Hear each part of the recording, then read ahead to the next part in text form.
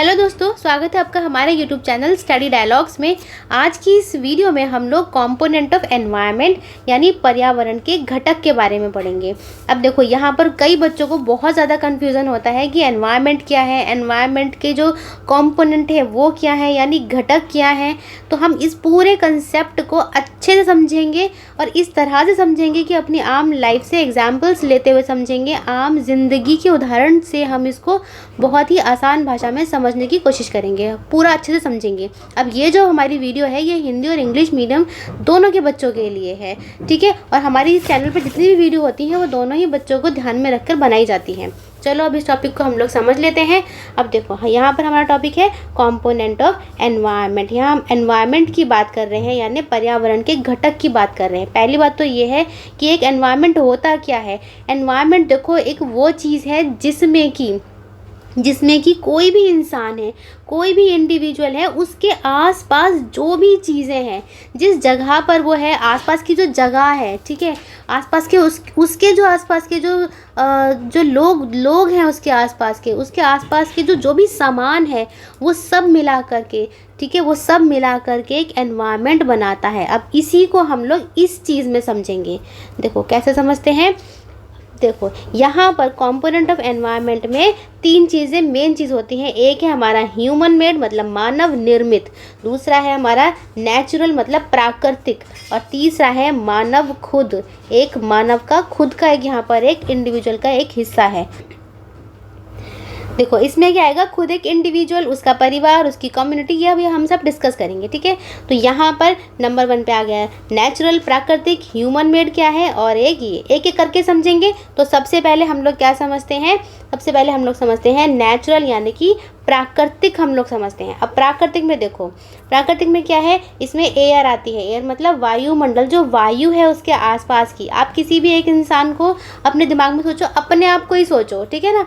यहाँ अपने आप को ही हमें इमेजिनेशन में लाना है। तो हमारे आसपास क्या है, एयर है मतलब वायु है। तो वो वायु क्या होगी, हमारा वायुमंडल हो गया।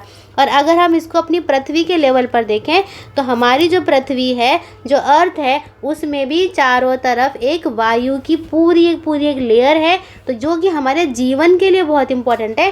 तो ये इसने क्या बना लिया, यहाँ हमारा हो गया पूरा वायुमंडल हो गया, जो कि क्या होता है, एटमॉस्फेयर है, ठीक है। दूसरा अगर हम देखें तो वो हमारा आता है वाटर और जल आता है। क्या आता है, वाटर और जल।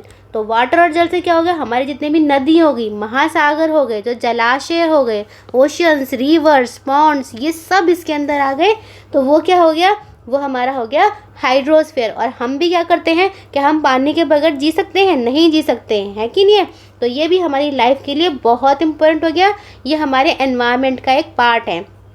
और यहाँ पर हम लोग क्या पढ़ रहे हैं, नेचुरल पढ़ रहे हैं। नेचुरल का मतलब क्या है, जो कि हमारी कुदरत ने, हमारी प्रकृति ने हमें दिए हैं। जब हमारी अर्थ बनी है, जब से इस पर जीवन संभव हुआ है, तो देखो वायु तो है ही, जो हम सांस लेते हैं तो ये वायु है। वायु नहीं है तो हम बिल्कुल मर ही जाएंगे, क्योंकि हमारी सांसें नहीं आएंगी। अब पानी है तो पानी नहीं पिएंगे तो भी हम मर जाएंगे। तो जल है तो कल है, ठीक है ना। हमारे कपड़े धोना, नहाना पीना, खाना बनना, वो सब जल पर होता है, ठीक है ना। तो जल है तो कल है, याद रखना। तो ये क्या हो गया, हमारा नेचुरल हो गया। पानी हम फैक्ट्री में नहीं बनाते, ये भगवान ने हमें नेचुरली दिया है, ठीक है ना। जब से हमारी लाइफ संभव हुई है तब से नेचुरली दिया है। अब तीसरी चीज़ क्या है, अब तीसरी चीज़ है इसके अंदर, ये है लैंड। लैंड मतलब कि लिथोस्फेयर। अब लैंड वो है स्थल मंडल, देखो स्थल से पता चल रहा है, और ये स्थल का मंडल है। स्थल मतलब लैंड हो गई। तो लैंड क्या है, वो धरती, ज़मीन, जिस पर हमारे स्कूल, कॉलेजेस, हमारे घर बने हुए हैं, हम खुद बैठे हैं, हम चलते हैं, हमारा पूरा ट्रांसपोर्टेशन, कम्युनिकेशन, सुबह हम घूमने जाते हैं, रनिंग करने जाते हैं, शाम को एक्सरसाइज करते हैं, वो सब किस पर करते हैं, लैंड पर करते हैं। तो अगर इनमें से एक भी चीज़ नहीं हुई तो क्या हुआ, क्या आप इमेजिनेशन भी कर सकते हो कि सब ये हमारा जीवन संभव है, नहीं कर सकते, ठीक है ना। और ये लैंड में आप तुम्हें एक चीज़ और बता दूं कि ये जो स्थल मंडल वाली बात है ना, ये हमारे पृथ्वी के ऊपर तो है ही, लेकिन ये ज़मीन के अंदर भी जो नीचे जो बॉटम होती है ना, वहाँ पर भी क्या है, हमारे माउंटेन्स वगैरह ये सब होते हैं, तो भी स्थल का एक पार्ट माना जाता है। ठीक है, चलो अब हमारा पहला कंपोनेंट जो था वो हमारा पूरा होता है नेचुरल, नहीं हाँ एक चीज़ और रह गई, सॉरी, इसमें है लिविंग थिंग्स बायोस्फीयर। अब देखो ये बहुत है जिसको हम बोलते हैं जैव मंडल। अब देखो ये तो भैया इन तीनों का ही मिलकर बनता है। कौन कौन सी चीज़ें मिलकर बनती है बताओ ज़रा। देखो ये है, इसके अंदर एक हमने पढ़ी एयर, क्या पढ़ी हमने पढ़ी एयर मतलब वायुमंडल, जो हमारा हुआ वायुमंडल, तो ये हो गया हमारा एटमॉस्फेयर जहाँ पर हमारी एयर है। दूसरा हमारा हुआ वाटर, जो कि हमारा हुआ हाइड्रोस्फेयर, तो यहाँ पर हमारा आ जाएगा हाइड्रोस्फेयर। और तीसरा हमारा आया लिथोस्फेयर, मतलब कि जो कि हमारा स्थल मंडल है। इन तीनों ने मिला करके एक छोटा सा ऐसा पार्ट बनाया जहाँ पर कि हमारी लाइफ क्या हुई, संभव हुई। तो उस वाले एरिया को हमने क्या कहा, जैव मंडल कहा, जहाँ पर कि जीवन संभव है। ठीक है, जहाँ पर कि जीवन संभव है, तो ये क्या हो गया, ये हो गया हमारा बायोस्फीयर। अगर वायु नहीं है तो हमारी सांस बिल्कुल नहीं आएगी, जीवन बिल्कुल नहीं पॉसिबल हो पाएगा। और अगर जल नहीं है तो भी जीवन नहीं हो पाएगा। और अगर लैंड नहीं है तो क्या हम उड़ के रहेंगे, आप खुद सोचिए ज़रा। तो हाँ, ज़मीन का होना बहुत ज़रूरी है। तो ये तीनों ही चीज़ें क्या हो गई, एक बायोस्फीयर बनने के लिए बहुत ज़रूरी है। बायोस्फीयर मतलब कि एक जीवन संभव होने के लिए, हमारे जीवन के लिए ये बहुत ज़रूरी है। चलो पहला कंपोनेंट हमारा पूरा होता है। अब दूसरा हम पढ़ेंगे ह्यूमन मेड। क्या पढ़ेंगे, ह्यूमन मेड मतलब जो कि मानव ने निर्मित किया। समय के साथ साथ इंसान का जो दिमाग है वो डेवलप होता चला गया और अपने ही एनवायरनमेंट में वो बदलाव करता चला गया अपनी सुविधाओं के लिए, अपने जीवन को आसान बनाने के लिए। तो आपके खुद के चारों तरफ आपको बिल्डिंग्स दिखती हैं, मतलब कि इमारतें दिखती हैं, पार्क्स दिखते हैं जिसमें आप एक्सरसाइज करने जाते हो, सुबह शाम बच्चे खेलने जाते हैं। ब्रिजेस दिखते हैं, ब्रिजेस मतलब कि पुल, जैसे कि नदी, अगर यहाँ पर कोई नदी है तो उसको क्रॉस करने के लिए क्या है, एक पुल हो जाएगा। या फिर दो अगर सिटी हैं, है कि नहीं, अब बीच में मानो कुछ भी है तो यहाँ पर एक ब्रिज हमने बना दिया, तो यहाँ से यहाँ तक उसका आसानी से हो जाएगा। तो ये भी मानव ने ही बनाया है। तो पार्क्स हो गए, बिल्डिंग्स हो गई, रोड्स जो कि सड़कें हैं, सड़कें क्या है, हमारे चलने के लिए, स्कूल कॉलेज ऑफिस वगैरह जाने के लिए, कम्युनिकेशन को बहुत आसान बनाने के लिए किसने बनाए, ये सब ह्यूमन ने बनाए हैं, मानव ने बनाए हैं, मतलब हम लोगों ने बनाए हैं। ठीक है, फिर आता है मॉन्यूमेंट। मॉन्यूमेंट मतलब कि है स्मारक, ये सब भी तो ह्यूमन ने ही बनाए हैं। और इंडस्ट्रीज़, अब इंडस्ट्री मतलब उद्योग के बिना तो देखो अच्छी लाइफ पॉसिबल है ही नहीं। ठीक है ना, जिस कंट्री में उद्योग ज़्यादा है वो कंट्री अमीर है और वहाँ की जनता फलती फूलती है और हैप्पी लाइफ जीती है।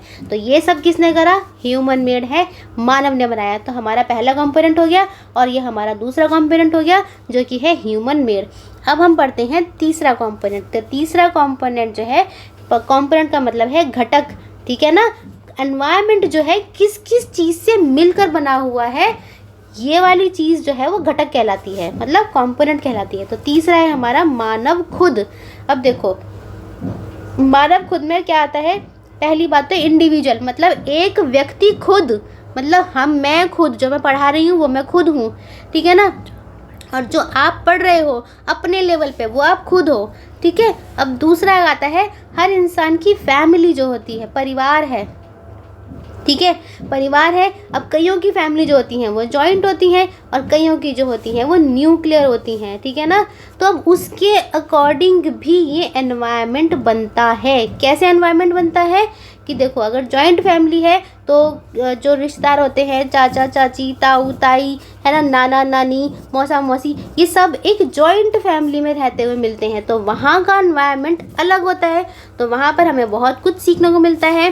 ज़िंदगी जो है ज़्यादा आसान रहती है ऐसे एनवायरनमेंट में। तो एक्सपीरियंसेस जो होते हैं वो बहुत अच्छे होते हैं। और न्यूक्लियर फैमिली में क्या होता है, सिर्फ एक मम्मी डैडी होते हैं और बच्चे होते हैं, तो वहाँ पर ज़्यादा सावधानियाँ बरतनी पड़ती हैं अपनी लाइफ को ज़्यादा अच्छा जीने के लिए। तो ये भी एक एनवायरनमेंट ही तो हो गया कि यहाँ पर लोग ज़्यादा, यहाँ पर कम लोग, दोनों में ही अलग एनवायरनमेंट होता है। जैसे कि एक इंडिविजुअल अपनी सोच के ऊपर अपना खुद का एक एनवायरनमेंट बनाता है।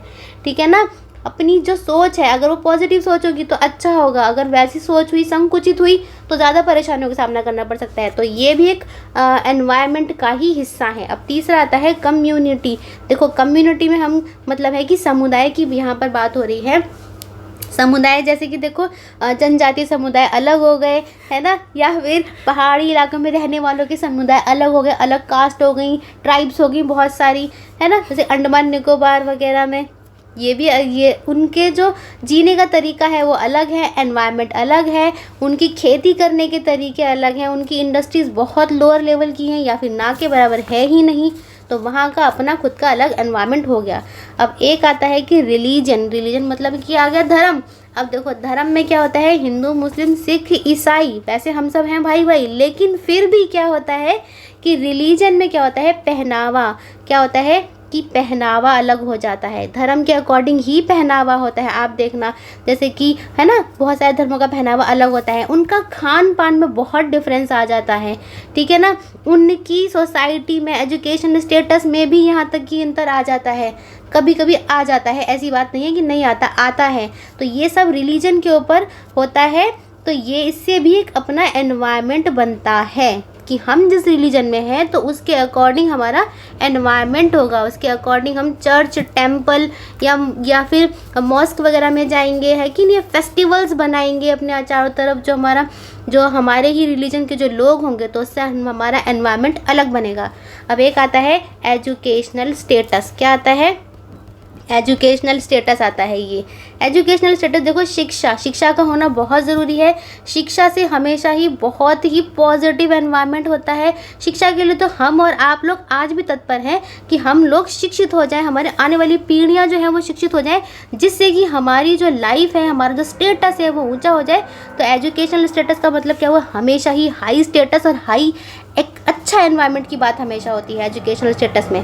फिर एक आता है इकोनॉमिक मतलब आर्थिक, जहाँ पर रिच और पुअर की बात होती है हमेशा, ठीक है ना। तो पुअर और रिच जो है वहाँ की इकोनॉमी, यहाँ पर क्या होती है, इनकम ज़्यादा होती है, यहाँ पर इनकम ज़्यादा होती है और पुअर की इनकम हमेशा कम होती है। तो उसके अकॉर्डिंग ही उसकी लाइफ जो है वो ख़रीदता है, कपड़े पहनता है, एक इनकम के अकॉर्डिंग एजुकेशन वगैरह होती है, तो वो अपना एनवायरनमेंट खुद उसका अलग एनवायरनमेंट बन जाता है, ठीक है। अब एक आती है पॉलिटिकल सिचुएशन, ये लास्ट पॉइंट है पॉलिटिकल सिचुएशन। जैसे कि देखिए हमारी इंडिया है, यहाँ पर डेमोक्रेसी है, तो यहाँ पर की जो लोग हैं, हम जो लोग हैं वो बहुत हैप्पी हैं क्योंकि हमारे यहाँ डेमोक्रेसी है, ठीक है ना, ऑटोक्रेसी नहीं है। लेकिन अगर हम अफ़गानिस्तान की बात करें, ठीक है ना, अफ़गानिस्तान को देख लीजिए आप लोग, म्यांमार की बात देख लीजिए, वहाँ की पॉलिटिकल स्टेबिलिटी बिल्कुल नहीं है, ठीक है ना। वहाँ पर क्या होता है, गवर्नमेंट का कू हो जाता है, बार बार होता ही नहीं होता। अफ़गानिस्तान में तो बहुत ही बुरे हालात हैं और म्यांमार में भी ऐसा ही कुछ चल रहा है। तो ये भी एनवायरनमेंट का ही हिस्सा है। हम अपने देश में बहुत ज़्यादा सुखी हैं डेमोक्रेसी के कारण, तो ये हमारा एनवायरनमेंट है जो हमें हैप्पी मिल रहा है। तो हमने कितने पढ़ लिए, हमने पढ़ लिए यहाँ पर देखो, पहला नेचुरल पढ़ लिया जो प्रकृति ने हमें दी है, दूसरा ह्यूमन मेड जो हमने बनाए हैं, जो हमने रूम में बैठे हैं, हमारी कुर्सी, मेज, टेबल, टैबलेट, कंप्यूटर और हमारा मोबाइल फ़ोन जिस पर हम पढ़ रहे हैं, हमारी कॉपी, पेन, जो कुछ भी है, एसी, कूलर, अलमारी, वो हर चीज़ ह्यूमन मेड है। और तीसरा हो गया मानव का खुद का बनाया हुआ, इंडिविजुअल, फैमिली, समुदाय, रिलीजन, ये सब। तो मैं आशा करती हूँ कि आपको कंपोनेंट ऑफ एनवायरनमेंट, पर्यावरण के घटक बहुत अच्छे से समझ में आया होगा, ठीक है। अब देखो, अब अपने चैनल की बात कर लेते हैं। हमारा जो चैनल है, हमारे चैनल का नाम है स्टडी डायलॉग्स, ठीक है। अब यहाँ पर हम लोग जो है अपनी हमारी एनसीईआरटी की सीरीज़ चल रही है। देखो एनसीईआरटी हम लोग एमसीक्यूज़ से भी कवर करवाते हैं और डिटेल में भी कवर करवाते हैं।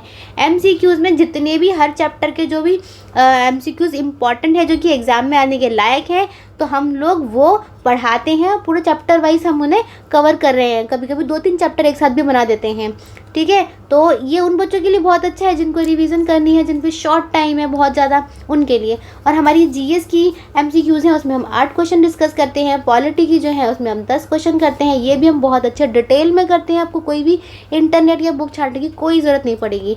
और फिर आती है ट्रिक्स की वीडियोज़ में हम लोग 5 एमसीक्यूज़ करवाते हैं।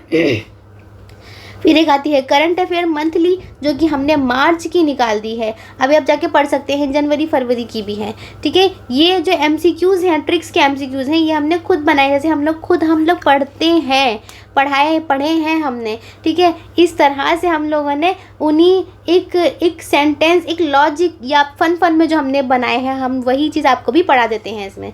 और मेंस टॉपिक, जो बच्चे मेंस आंसर राइटिंग की तैयारी कर रहे हैं, उनके लिए इंपॉर्टेंट टॉपिक्स हम लोग डिस्कस करते हैं। और चैनल की कम्युनिटी में आप जाइए, वहाँ पर क्वेश्चंस हम लोग डेली बेसिस पर डालते हैं। और ये सारा जितना भी जो हमारी जो वीडियोज़ हैं, चैनल है, वो हिंदी और इंग्लिश मीडियम दोनों के बच्चों के लिए है, ठीक है। तो हमें कमेंट करके ज़रूर बताएं आपको हमारी वीडियो कैसी लगी। आप अपने दोस्तों के साथ शेयर करें, लाइक करें, सब्सक्राइब करें। तो हम मिलते हैं नेक्स्ट वीडियो में। हैप्पी लर्निंग, और हमें सब्सक्राइब करना बिल्कुल ना भूलें, ज़रूर सब्सक्राइब करें।